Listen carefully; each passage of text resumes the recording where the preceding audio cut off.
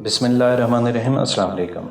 मैंने जब से होश संभाला था अपने बाप को सिरगट और चाय पीते ही देखा था।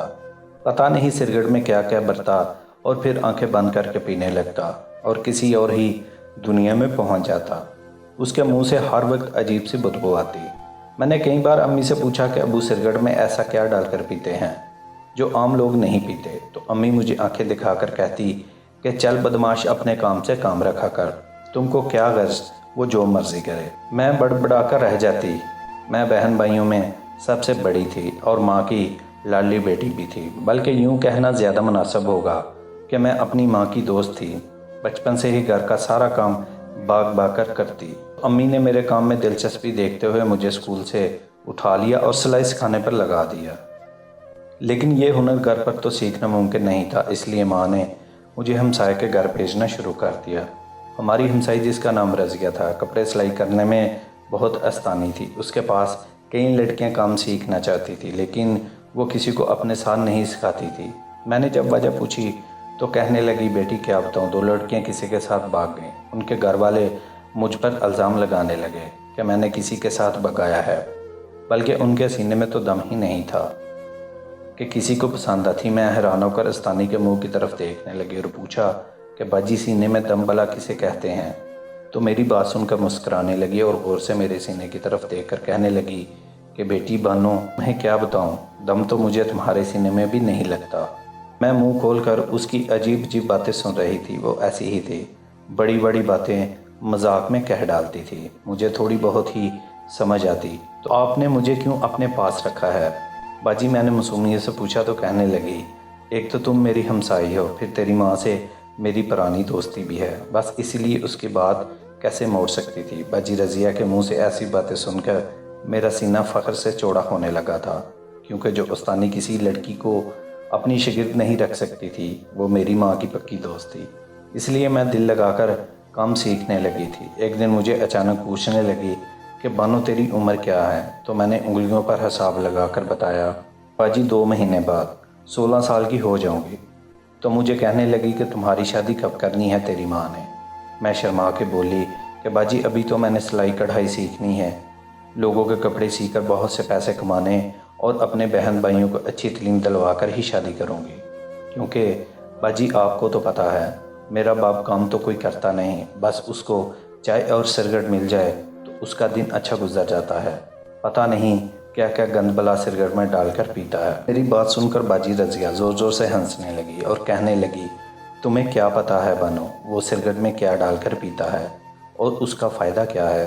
मैंने हैरानी से पूछा, बाजी आप क्या कह रही हैं? तो बाजी कहने लगी कि बानो, भले वो कमाता नहीं, लेकिन फिर भी तेरी माँ को बहुत पसंद है। तो मैंने पूछा, आप ये बात कैसे कह सकती हैं? तो बाजी बोली, बानो, तुमने दोनों को घर में झगड़ा करते देखा है कभी? मैंने सोचकर इनकार में सर हिला दिया। तो बाजी कहने लगी, बानो, ये बातें तुम्हें अभी समझ में नहीं आएंगी। औरत की ज़रूरत सिर्फ अच्छा लिबास, उम्दा खाना ही नहीं होता, बल्कि और भी जिस्मानी ज़रूरत होती है। जो पूरी हो जाए तो औरत अपने मर्द के साथ रहती है।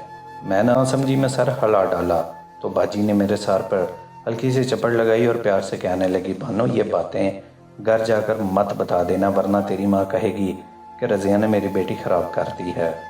फिर हम दोनों खुलकर हंस पड़ी। उस दिन जब मैं घर वापस आई तो अपने बाप का पहली बार गौर से जायज़ा लिया, सर से लेकर पाँव तक देखा, लेकिन मुझे कोई भी ऐसी चीज़ नज़र न आई जो किसी औरत को पसंद आ सकती हो। सर गंजा, मैली आंखें, थका हुआ चेहरा और गंदे दांत। पता नहीं बाजी रज़िया क्या कह रही थी।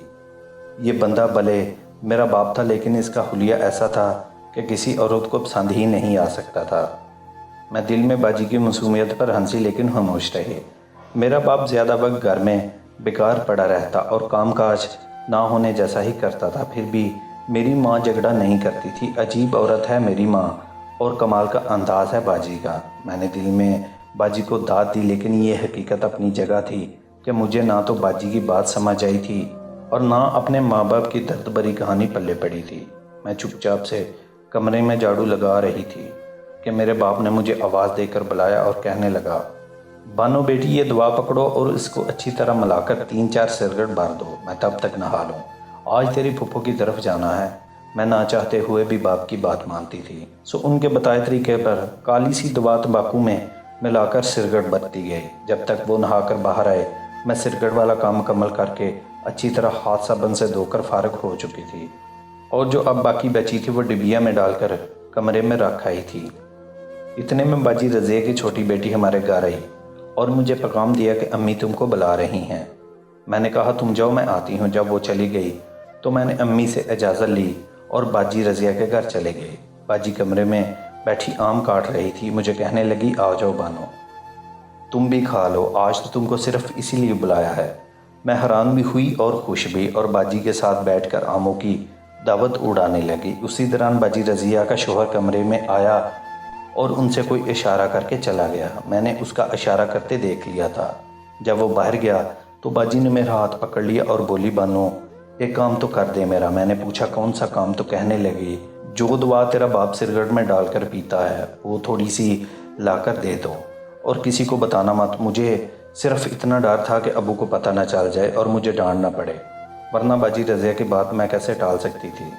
جب میں نے خدشہ ظاہر کیا تو باجی نے کہا کہ تم خاموشی سے نکال لاؤ، اگر اس کو شک بھی ہوا تو کم از کم تم پر نہیں ہوگا۔ میں اسی وقت گھر آئی، میرا باپ پھپھو کے ہاں نکل گیا تھا۔ میں نے ڈبیا سے تھوڑی سی دوا نکالی اور باجی کو دے دی۔ وہ بہت خوش ہوئی، کہنے لگی بانو آج تو دل خوش کر دیا۔ باجی نے کہا لو آج تم بھی پیو، لیکن میں نے انکار کر دیا۔ تو اس نے مجھے بلیک میل کرتے ہوئے کہا سوچ لو بانو، لڑکیاں بہت ہیں کام سیکھنے والی، لیکن میں نے صرف تمہیں، تو میں خاموش ہو گئی۔ اس دن میں نے پہلی بار بری ہوئی سگریٹ پی تھی۔ شروع میں مجھے بہت عجیب سا احساس ہوا، بعد میں نے 2 اور پیے، میرے ساتھ باجی اور ان کے شوہر نے بھی پیے تھے۔ بس پینے کی دیر تھی میرے جسم میں چونٹیاں سی رینگنے لگ پڑی تھیں جو پہلے کبھی نہیں لگتی تھیں، اور جسم میں عجیب سا درد پیدا ہو گیا تھا جس کا مداوا صرف باجی رضیہ اور اس کے شوہر کے پاس تھا۔ اس کے بعد میں نے اس سفر میں مڑ کر نہیں دیکھا۔ اب مجھے سمجھ آ گئی تھی کہ میری ماں میرے باپ کے ساتھ خوش کیوں رہتی تھی، کیونکہ وہ بھی ہم سے چھپ کر کبھی کبھار یہ شغل کیا کرتی تھی۔ یہ جنسی اور جسمانی قوت کو وقتی طور پر بڑھا دیتی اور انسان خود کو کسی اور ہی دنیا کا بندہ سمجھتا تھا۔ میں نے اپنی ساری جوانی اس میں برباد کر لی۔ آج جب اپنا احتساب کرتی ہوں تو دعا کرتی ہوں کہ کسی کو بھی ایسی گندی لت نہ لگے۔ آمین ثم آمین۔